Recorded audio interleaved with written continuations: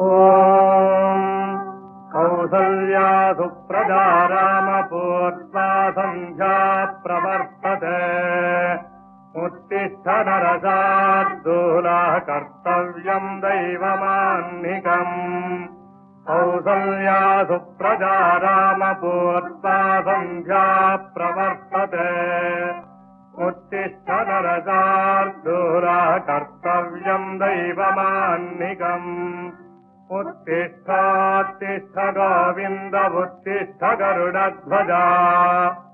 उत्तिष्ठ कमलाकान्ता त्रैलोक्यम् मङ्गलम् कुरु उत्तिष्ठोत्तिष्ठ गोविन्द उत्तिष्ठ गरुडध्वजा उत्तिष्ठ कमलाकान्ता त्रैलोक्यम् मङ्गलम् कुरु मातः समस्त जगताम् मधुकैटभारेः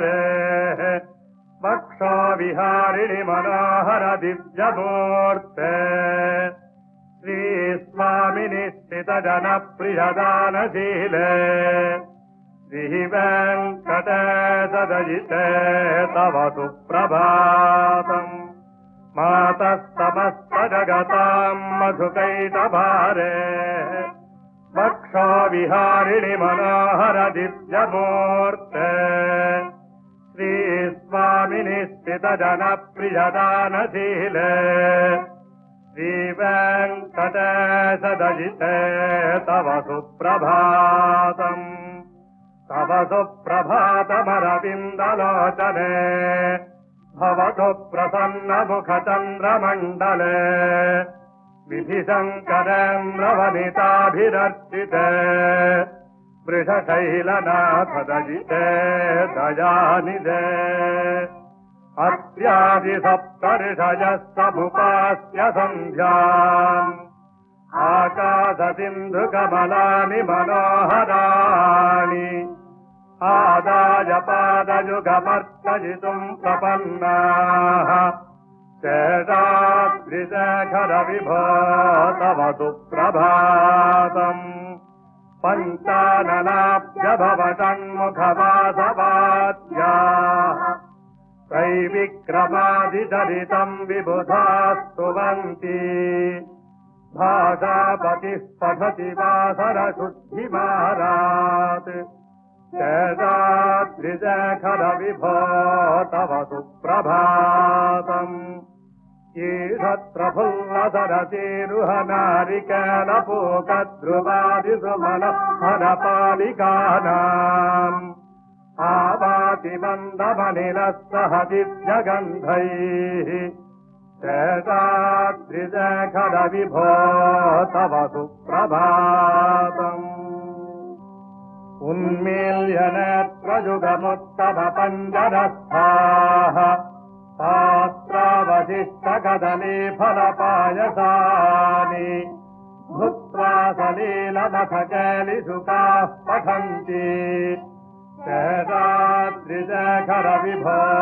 तव सुप्रभातम् तन्त्री प्रकर्षमधुरस्वनया विपञ्चा गायत्यनन्तचरितम् तव नारदोऽपि भाषासमग्रमसकृत्करताररम्यम् शेषाद्रिशेखर विभो तव सुप्रभातम् भृङ्गावलीतमकरन्दरसानुविद्धझङ्कारगीतनिनदैः सेवनाय निर्यात्युपान्तसरति कमलोदरेभ्यः शेषाद्रिशेखर विभो तव सुप्रभातम् योषागणेन वरदद्भिविमध्यमाने घोषानयेरुदधिमन्थनति प्रघोषाः रोषात्कलिम् विदधते ककुभश्च कुम्भाः शेषाद्रिशेखर विभो तव सुप्रभातम् पद्मे समित्रशतपत्रगतालिवर्गाः हर्तुम् श्रियम् कुवरजस्य निजाङ्गलक्ष्म्या भेरी निनादमिव बिभ्रति तीव्रनादम् शेषाद्रिशेखर विभो तव सुप्रभातम् श्रीमन्नभीष्टवरदाखिललोकबन्ध श्री श्रीनिवास जगदेकदयैकसिन्धो श्रीदेवतागृहभुजान्तरदिव्यमूर्ते श्रीवेङ्कटाचलपते तव सुप्रभातम् श्रीमन्नभीष्टवरदाखिललोकबन्ध श्री श्रीनिवास जगदेकदयैकसिन्धो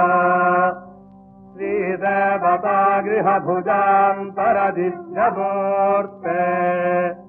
श्रीवेङ्कटाचलपते तव सुप्रभातम् श्रीस्वामि पुष्करिणिका प्लवनिर्मलाङ्गाः श्रेयोर्थिनो हरविरिन्तसनन्तनाद्याः द्वारे वसन्ति वरवेत्तहतोत्तमाङ्गाः श्रीवेङ्कटाचलपते तव सुप्रभातम्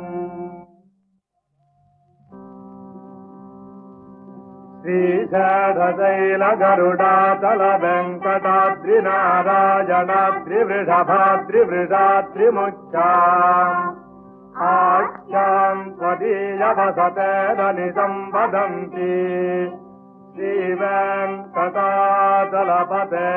तव सुप्रभातम् सेवापरा शिवसुरेशकृशानुधर्मरक्षोऽम्बुनाथ पवम धनाधिनाथाः बद्धाञ्जलिप्रविलसन्निजशीर्षदेशाः श्रीवेङ्कटाचलपते तव सुप्रभातम् घाटीषु ते विहगराज मृगाधिराज नागधिराज गजराज हयाधिराजा स्वस्वाधिकारमहिमाधिकमर्पयन्ते श्रीवेङ्कटाचलपते तव सुप्रभातम् सूर्येन्दुभौमबुधवाक्पदिकाव्यसौरिस्पर्धा केतुदिविषत्परिषत्प्रधानाः स्वदासदासचरमावधिदासदासाः श्रीवेङ्कटाचलपते तव सुप्रभातम् त्वत्पादधूलिभरितस्फुरितोत्तमाङ्गाः सर्गापवर्गनिरपेक्षनिदान्तरङ्गाः कल्पागमाकलनजाकुलताम् लभन्ते श्रीवेङ्कटाचलपते तव सुप्रभातम् स्वर्गोपुराग्रशिखराणि निरीक्षमाणाः स्वर्गापवर्गपदवीम् परमाम् श्रयन्तः मर्त्या मनुष्यभुवने मतिमाश्रयन्ते श्रीवेङ्कटाचलपते तव सुप्रभातम् श्रीभूमिनायकदयाधिगुणामृताब्धे देवाधिदेव जगदेकशरण्यमूर्ते श्रीमन्ननन्तगरुडादिभिरर्चिताङ्घ्रे श्रीवेङ्कटाचलपते तव सुप्रभातम् श्रीपद्मनाभपुरुषोत्तमवासुदेव वैकुण्ठमाधव जनार्दन चक्रपाणे श्रीवत्सचिह्नशरणागत पारिजात श्रीवेङ्कटाचलपते तव सुप्रभातम् कन्दर्पदर्पहर सुन्दरदिव्यमूर्ते कान्तापुटाम्बुरुहकुट्मललोलदृष्टे कल्याणनिर्मलगुणाकर दिव्यकीर्ते श्रीवेङ्कटाचलपते वेङ्कटाचलपते तव सुप्रभातम् मीनाकृते कनककालनृसिंहवर्णिन् स्वामिन् पदश्वसतपोधनरामचन्द्रा शेषाम् सदामयदुनन्दनकल्किरूपा श्रीवेङ्कटाचलपते तव सुप्रभातम् एलालवङ्गघनसारसुगन्धितीर्थम् दिव्यम् विजत्सरिति हेमघटेषु पूर्णम् धृत्वाद्य वैदिकशिखामणयः प्रहृष्टाः तिष्ठन्ति वेङ्कटपते तव सुप्रभातम् भास्वानुदेति विकटानि सरोरुहाणि सम्पूरयन्ति निनदैः ककुभाविहङ्गाः श्रीवैष्णवाः सततमर्थितमङ्गलास्ते धामाश्रयन्ति तव वेङ्कटसुप्रभातम् ब्रह्मादयः सुरवराः समहर्षयस्ते सन्तः सनन्दनमुखास्तव योगिवर्याः धामान्तिके तव हि मङ्गलवस्तु हस्ताः श्रीवेङ्कटाचलपते तव सुप्रभातम् लक्ष्मीनिवासनिरवद्य गुणैकसिन्धो संसारसागरसपत्तरणैकसेतो वेदान्तवेद्यनिजवैभवभक्तभोग्य श्रीवेङ्कटाचलपते तव सुप्रभातम् लक्ष्मीनिवासनिरवद्य गुणैकसिन्धो संसारसागरसपत्तरणैकसेतो वेदान्तवेद्यनिजवैभवभक्तभोग्य श्रीवेङ्कटाचलपते तव सुप्रभातम् इत्थम् वृषाचलपतेरिह सुप्रभातम् ये मानवाः प्रतिदिनम् पठितुम् प्रवृत्ताः तेषाम् प्रभातसमये स्मृतिरङ्गभाजाम् प्रज्ञाम् परार्थसुलभाम् परमाम् प्रसूते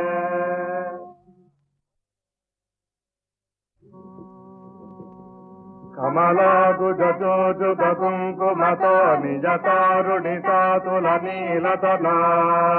कमलायतलोचनलोचपते विजयी भव वेङ्कटशैलपते कमलाकुजचोजुकुङ्कुमतो निजतारुणितातुलनीलतना कमलायतलोचनलोचपते विजयी भव वेङ्कटशैलपते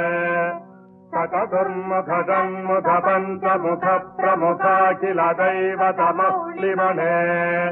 शरणागतवत्सलसारनिधे परिपालय माम् मृडशैलपते अतिवेलतया तव दुर्विरहैरनुवेलकृतैः अपराधशतैः भरितम् त्वरितम् मृडशैलपते परया कृपया परिपाहि हरे अधिवेङ्कटशैलमुदारमतिर्जनताभिमताधिगतानरतात् परदेवतया गदितान्निगमैः कमलसजितान्न परङ्कलजे कलवेणुरवावसगोपवधूशतकोटिवृत स्मरकोटिसमात् प्रतिवल्लविकाभिमतात् सुखदात् वसुदेवसुत न परङ्कलजे अभिराम गुणाकरदासरथे जगते धनुर्धरधीरमते रघुनायक राम रमेश विभो वरदो भवते दयाजलधे अपनीतनयागमनीयकरम् रजनीकरच मुखम्बुरुहम् रजनीतरराजतमो मिहिरम् महनीयमहम् रघुराममजे सुमुखम् सुहृदम् सुलभम् सुखदम् तनुजम् च सुखममोघदरम्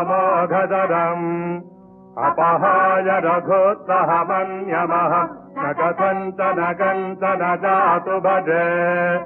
विना वेङ्कटेशम् ननाथो ननाथः सदा वेङ्कटेशम् स्मरामि स्मरामि हरे वेङ्कटेश प्रसीद प्रसीद प्रियम् वेङ्कटेश प्रयच्छ प्रयच्छ विना वेङ्कटेशम् ननाथो ननाथः सदा वेङ्कटेशम् स्मरामि स्मरामि हरे वेङ्कटेश प्रसीद प्रसीद प्रियम् वेङ्कटेश प्रयच्छ प्रयच्छ अहम् दूरतस्ते पदाम्भोजयुग्म प्रणामे तयागत्य सेवाम् करोमि सकृत्सेवया नित्यसेवा फलम् त्वम् प्रयच्छ प्रयच्छ प्रभो वेङ्कटेश अज्ञानिना मया दोषानशेष विहितान् हरे क्षमस्वत्वम् षडशैलशिखामणे अज्ञानिना मया दोषानशेष विहितान् हरे क्षमस्वत्वम् षडशैलशिखामणे ईशानाम् जगतोऽस्य वेङ्कटपतेर्विष्णोः पराम् प्रेयसीम् तद्वक्षस्थलनित्यवासरसिकाम् तच्छान्तिसंवर्धिनीम् पद्मालङ्कृतपाणिपल्लवयुगाम् पद्मासनस्थाम् श्रियम् वात्सल्यादिगुणोज्ज्वलाम् भगवतीम् वन्दे जगन्मातरम् ईशानाम् जगतोऽस्य वेङ्कटपतेर्विष्णोः पराम् प्रेयसीम् तद्वक्षस्थलनित्यवासरसिकाम् तच्छान्तिसंवर्धिनीम् पद्मालङ्कृतपाणिपल्लवयुगाम् पद्मासनस्थाम् श्रियम् वात्सल्यादिगुणोज्ज्वलाम् भगवतीम् वन्दे जगन्मातरम् श्रीमन्कृपाजलनिधे कृतसत्फलोकसर्वज्ञजत्तनतवत्तलसत्केशिन् स्वामिन् सुशीलसुलभाश्रितपारिजातः श्रीवेङ्कटेशशरणम् प्रपद्ये श्रीमन्कृपाजलनिधे कृतसत्फलोकसर्वज्ञजत्तनतवत्तलसत्केशिन् स्वामिन् सुशीलसुलभाश्रितपारिजातः श्रीवेङ्कटेशशरणम् प्रपद्ये आनोपुरार्पितसुजातसुगन्धिपुष्पसौरभ्यसौरभकरौ समसन्निवेशौ सौम्यौ सदानुभवनेऽपि नवानुभाव्यौ श्रीवेङ्कटेशशरणम् प्रपद्ये सद्यो विकासितमुदित्सरसान्द्ररागसौरभ्यनिर्भर परोरुहसाम्यवार्ताम् सम्यक् सुसाहसपदेषु विलेखयन्तौ श्रीवेङ्कटेशशरणम् प्रपद्ये रेखामयध्वजसुधाकलशातपत्रवज्रा कुशाम्बुरुहकल्पगशङ्खचक्रैः भव्यैरलङ्कृततलौ परतत्त्वचिह्नैः श्रीवेङ्कटेशशरणम् प्रपद्ये ताम्रोदरद्युतिपराजितपद्मरागौ बाह्यै महाभिरविभूतमहेन्द्रनीलौ उच्यन्नखाम् सुभिरुदस्तशशाङ्गभासौ श्रीवेङ्कटेशशरणौ शरणम् प्रपद्ये सप्रेमभीतिकमलाकरपल्लवाभ्याम् सम्माहनेऽपि सपदिक्लममाददानौ शान्ताभवाङ्मनसगोचरसौ कुमार्यौ श्रीवेङ्कटेशशरणौ शरणम् प्रपद्ये लक्ष्मीमही तदनुरूपनिजानुभावनीलादिदिव्यमहिषि करपल्लवानाम् आरुण्यसङ्क्रमणतः किल सान्द्ररागौ श्रीवेङ्कटेशचरणौ शरणम् प्रपद्ये नित्यानमद्विधिशिवादिकिरीटकोटि प्रत्युक्तदीप्तनवरत्नमः प्ररोहैः नीराजना विधिमुदारमुपाददानौ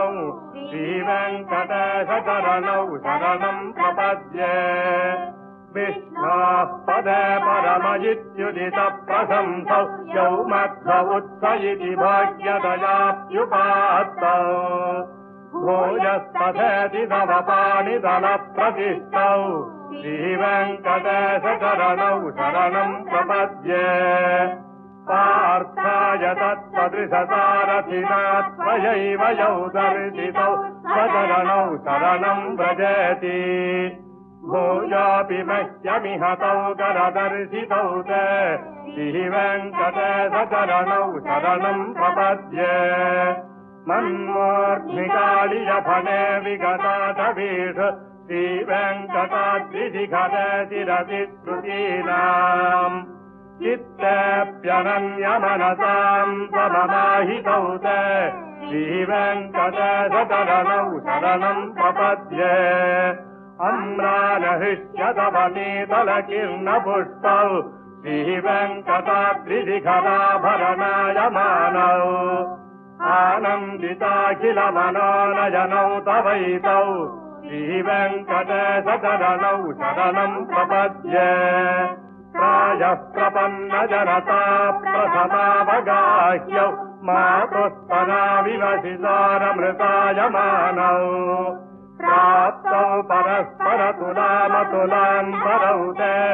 श्रीवेङ्कटेशचरणौ शरणम् प्रपद्ये तत्त्वोत्तरैः सततसेव्यपदाम्बुजेन संसारकदयार्द्रधृतञ्चलेन सौम्योपयन्तु मुनिना मम दर्शितौ ते श्रीवेङ्कटेशचरणौ शरणम् प्रपद्ये श्रीषष्टिजाघटिकया त्वदुपाय भावे प्राप्ये त्वयि स्वयमुपेयदया स्फुरन्त्या नित्याश्रिताय निरवध्य गुणाय तुभ्यम् याङ्किङ्करो वृषगिरीश न दातु मह्यम् श्रीषष्टिजाघटिकया त्वदुपाय भावे प्राप्ये त्वयि स्वयमुपेयदया स्फुरन्त्या नित्याश्रिताय निरवध्य गुणाय तुभ्यम् याङ्किङ्करो वृषगिरीश न दातु मह्यम् श्रियः कान्ताय कल्याणनिधये निधयेऽर्थिनाम् श्रीवेङ्कटनिवासाय श्रीनिवासाय मङ्गलम् श्रियः कान्ताय कल्याणनिधये निधयेऽर्थिनाम् श्रीवेङ्कटनिवासाय श्रीनिवासाय मङ्गलम् लक्ष्मी सविभ्रमालोकशुभ्रो विभ्रमचक्षुषे चक्षुषे सत्त्वलोकानाम् वेङ्कटेशाय मङ्गलम् श्रीवेङ्कटाद्रिशृङ्गाङ्ग्रमङ्गलाभरणाङ्ग्रजे मङ्गलानान्निवासाय श्रीनिवासाय मङ्गलम् सत्त्वावयवसौन्दर्यसम्पदा सत्त्वचेतसाम् सदा सम्मोहनायास्तु वेङ्कटेशाय मङ्गलम् नित्याय निरवध्याय सत्यानन्दचिदात्मने सर्वान्तरात्मने श्रीमद्वेङ्कटेशाय मङ्गलम् स्वतः सर्वविदे सर्वशक्तये सर्वजेदिने सुलभाय सुशीलाय वेङ्कटेशाय मङ्गलम् परस्मै ब्रह्मणे पूर्णकामाय परमात्मने प्रयुञ्जे परतत्त्वाय वेङ्कटेशाय मङ्गलम् आकालतत्त्वमशान्तमात्मनामनुपश्यताम् मातृत्यमृतरूपाय वेङ्कटेशाय मङ्गलम् प्रायस्वचरणौ पुंसाम् शरण्यस्वेन पाणिना कृपयादिशते श्रीमद्वेङ्कटेशाय मङ्गलम् दयामृततरङ्गिन्यास्तरङ्गशिवशीतलैः अपाङ्गैः सिञ्चते विश्वम् वेङ्कटेशाय मङ्गलम् स्रग्भूषाम्बरहेतीनाम् सुषमावहमूर्तये सर्वार्थिशमनायास्तु वेङ्कटेशाय मङ्गलम् श्रीवैकुण्ठविरक्ताय स्वामी पुष्करिणीतटे रमया रममाणाय वेङ्कटेशाय मङ्गलम् श्रीवैकुण्ठविरक्ताय स्वामी पुष्करिणीतटे रमया रममाणाय वेङ्कटेशाय मङ्गलम् श्रीमत्सुन्दरजा मातृमुनिमानसवासिने सर्वलोकनिवासाय श्रीनिवासाय मङ्गलम् मङ्गलाशासनपदैर्मदाचार्य पुरोगमैः सर्वैश्च पूर्वैराचार्यैः सत्कृतायास्तु मङ्गलम्।